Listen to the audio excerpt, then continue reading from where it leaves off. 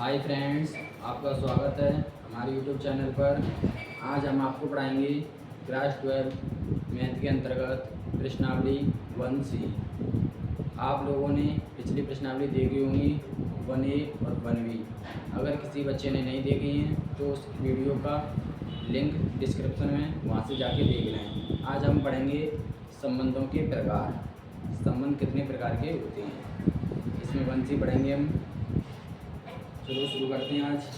आज का टॉपिक है संबंधों के प्रकार।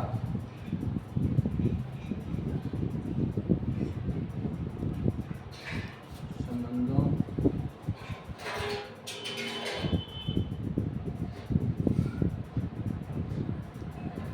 प्रकार।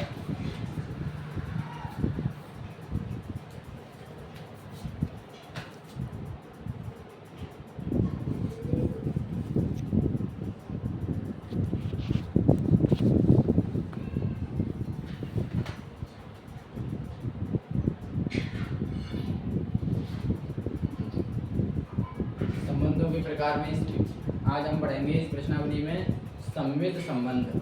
कौन सा संबंध? सममित। पहला हमारा सममित संबंध।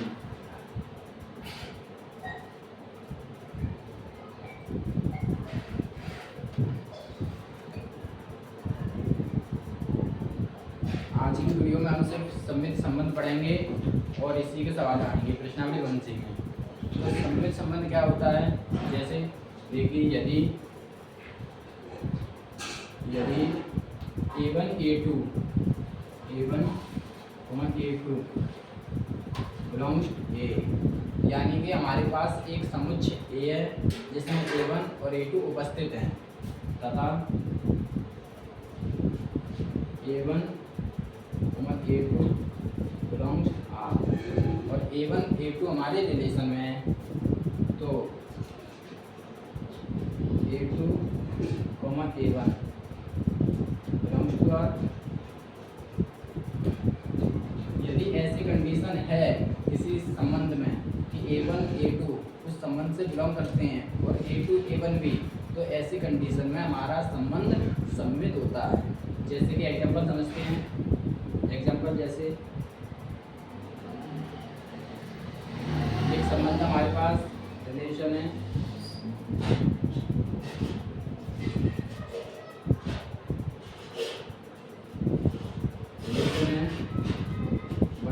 दो 2,1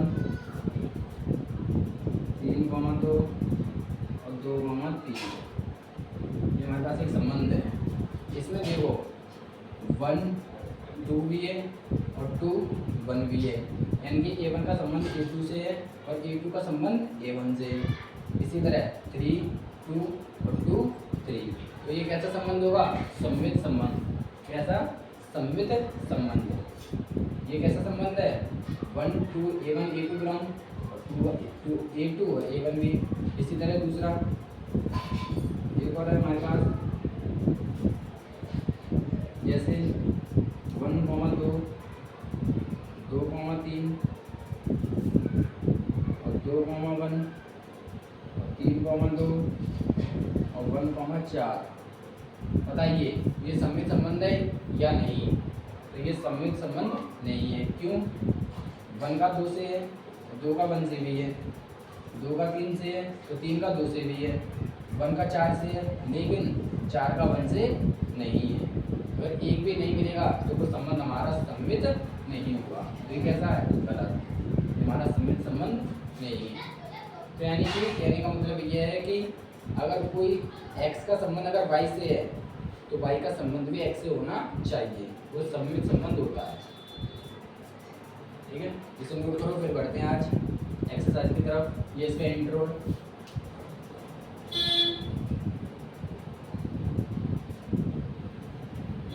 क्वेश्चन की तरफ बढ़ते हैं, इसे नोट करो। स्क्रीनशॉट ले लीजिए जिससे कि आपको कोई दिक्कत ना हो।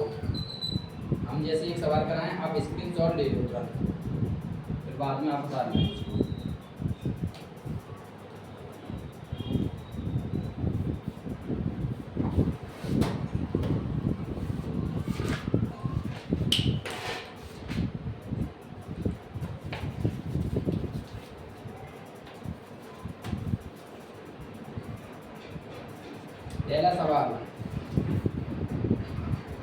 रहे हैं निम्नलिखित में से कौन से संबंध सम्मित हैं, यानी कि हमें सिर्फ सम्मित बताना है कि कौन से हैं और कौन से नहीं हैं।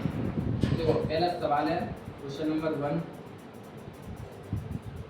परिवार के सदस्यों का समुच्चय, यानी कि एक समुच्चय है परिवारों का जिसमें संबंध है की बहन। संबंध क्या है यहाँ पर, आर क्या है की बहन, संबंध निकल रहे यहाँ पर की बहन है। अब इसे हमें बताना है कि सम्मित है या नहीं। तो देखो हल, इसमें देखो माना लिखेंगे, माना x y की बहन है, बहन है, लेकिन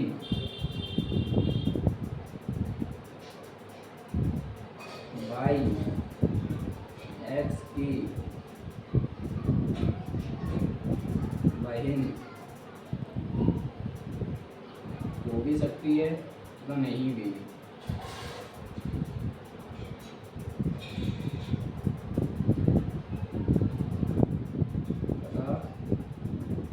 नहीं भी देखो संबंध बोल रहा है कि बहन है, यानी कि हमारे पास दो लोग हैं, एक x एक y।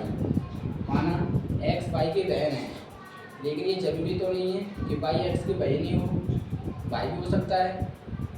जरूरी थोड़ी है कि x y की बहन है तो y भी x की बहन हो, y भी हो सकता है, इसलिए ये गलत है।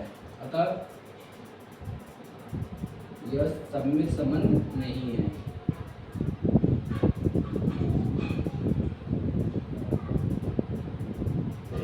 संबंध नहीं है। क्वेश्चन नंबर 2,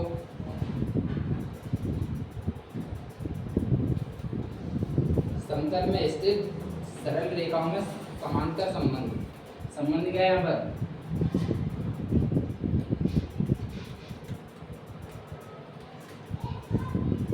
संबंध क्या है, समांतर रेखाओं का संबंध, समांतर का समांतर संबंध क्या है, समांतर।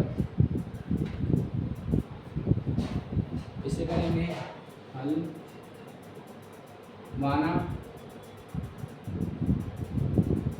x रेखा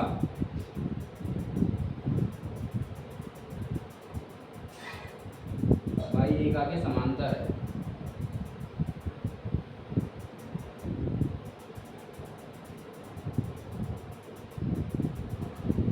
तो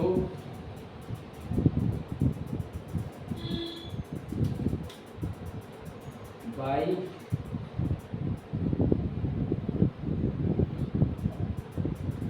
रेखा b x रेखा के समांतर होगी।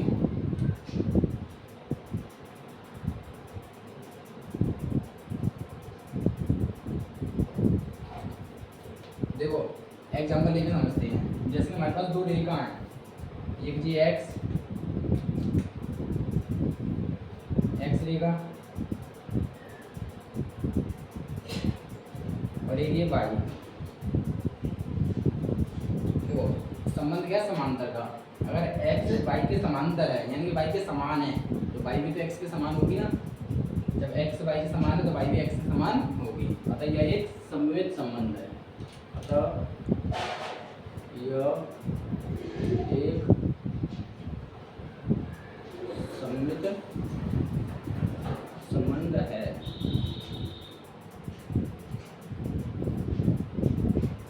छोटी सी एक्सरसाइज है, अभी खत्म हो जाएगी।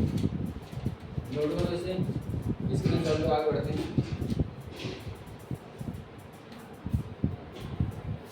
क्वेश्चन नंबर 3,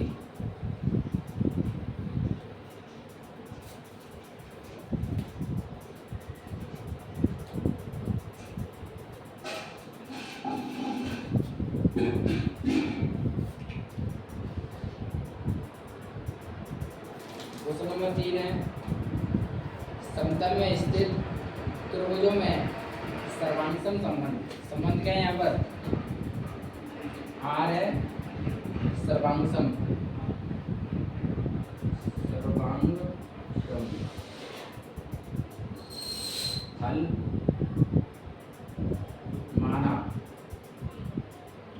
त्रिभुज एक्स त्रिभुज वाई के सर्वांगसम है,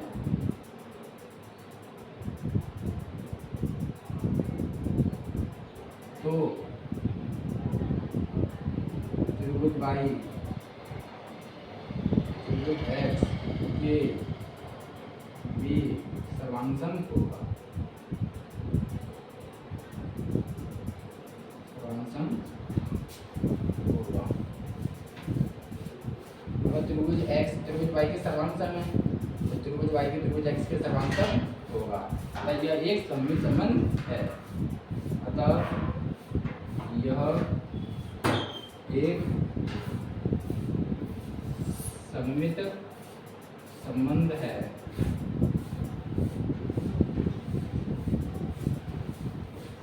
क्वेश्चन नंबर 4,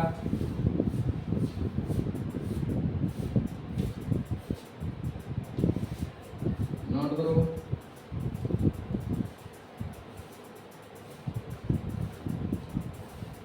क्वेश्चन नंबर 4 है समतल में स्थित त्रिभुजों में समरूप का संबंध। संबंध क्या है यहाँ पर? आर समरूप, समरूप हल माना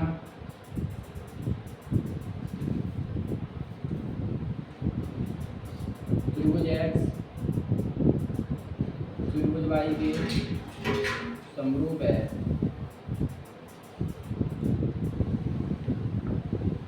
तो त्रिभुज वाई भी त्रिभुज एक्स के समरूप होगा। तो त्रिभुज वाई भी त्रिभुज एक्स के समरूप होगा, समरूप होगा।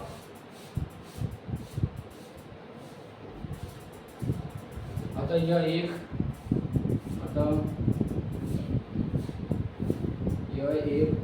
सममित संबंध है, सममित संबंध है।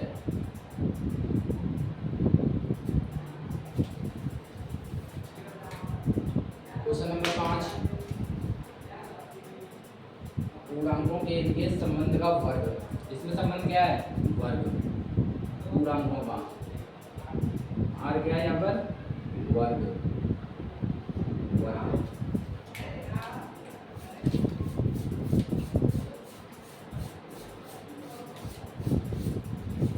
हल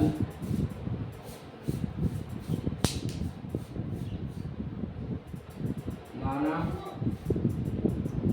एक्स वाई का वर्ग है, लेकिन वाई एक्स का वर्ग नहीं है।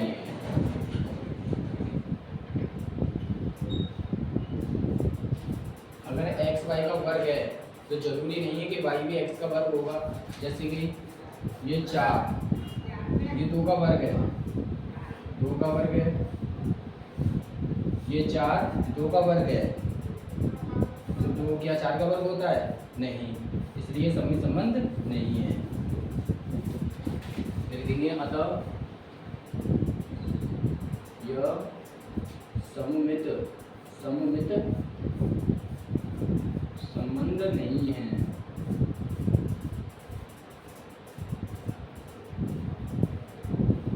नहीं है।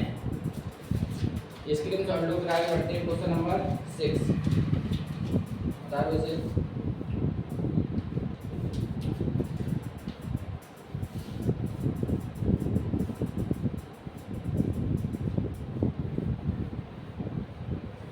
क्वेश्चन नंबर 6 समझो। इसमें क्या बोल रहा है? छोटा बड़ा वास्तविक संख्याओं के समुच्चय के लिए संबंध क्या है यहाँ पर?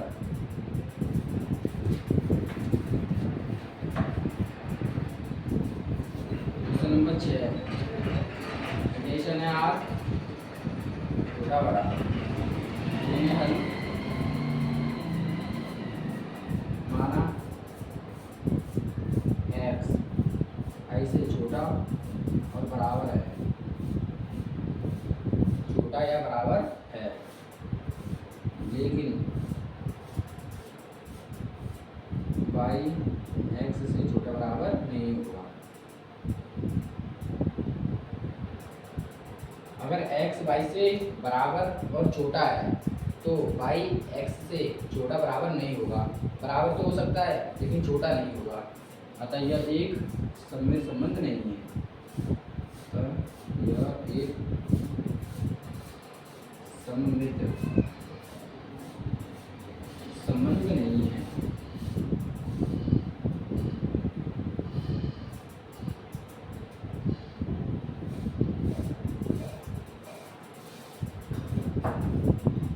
नोट करो क्वेश्चन नंबर 7।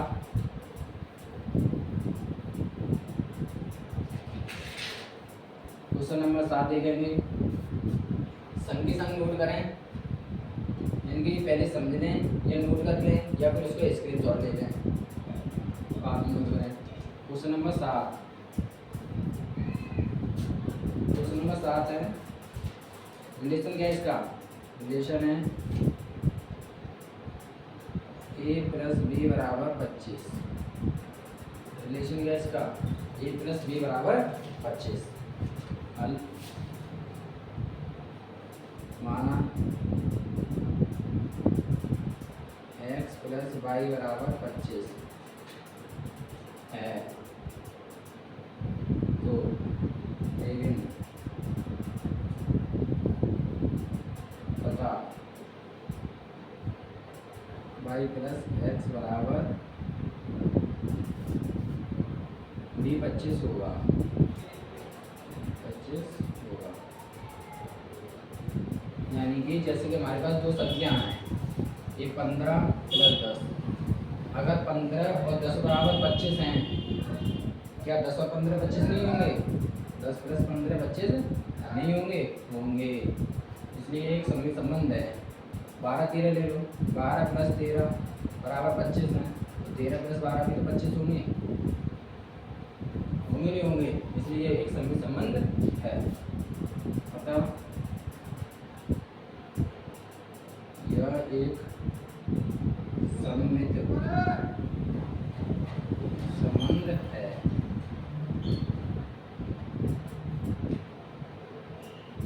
लास्ट क्वेश्चन आज की एक्सरसाइज का, question number 8।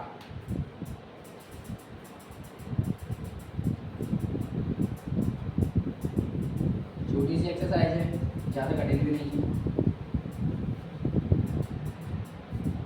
Question number 8, 4a relation क्या है इसका?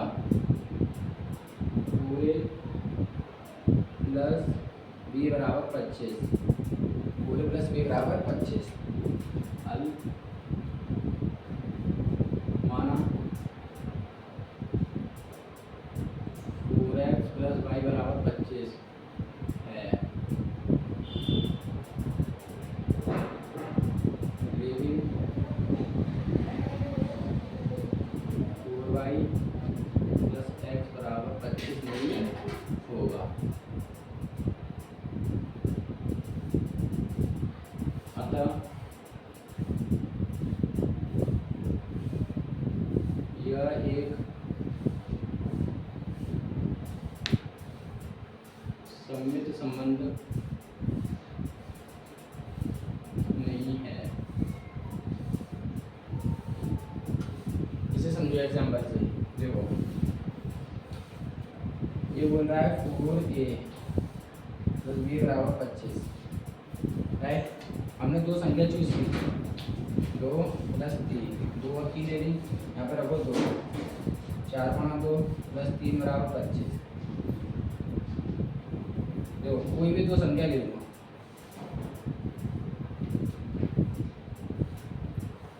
12 और 13 ले लो, राइट? ए की जगह 12 रखो, 2 गुणा 12, बी की जगह 13 रखो, बराबर 25। तो 12 चौक 48, ये तो ज़्यादा हो जाएगा।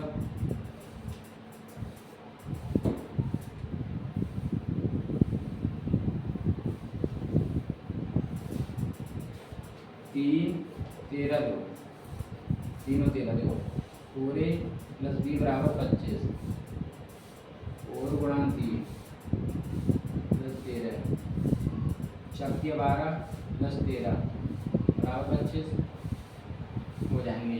लेकिन अगर हम 3 13 ना लेकर इसको उल्टा करें, A2 A1 करें, 13 और 3 लें तो ये 25 के बराबर नहीं आएंगे, इसलिए ये एक सममित संबंध नहीं है।